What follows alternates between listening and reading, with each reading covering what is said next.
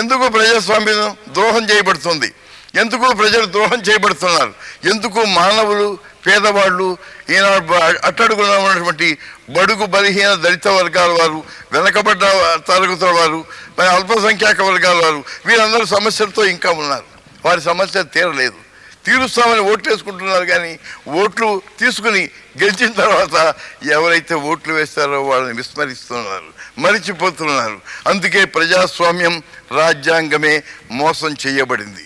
కాబట్టి ఈనాడు జాతీయ పరంగా నా ఉద్దేశం, రాజ్యాంగం మార్చబడాలి. ఎవరైతే ఓట్లు ఇస్తున్నారో, ఏ నమ్మకాలతో అయితే అభ్యర్థుల్ని గెలిపిస్తున్నారు, వాళ్ళు అధికారంలోకి వచ్చినప్పుడు పూర్తిగా ప్రజలను విస్మరించకూడదు.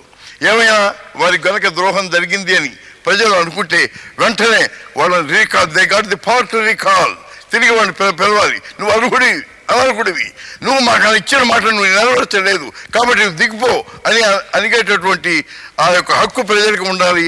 అది నా ప్రథమ విధానం అని కూడా మీ అందరికీ తెలియజేస్తున్నాను. That is my first policy.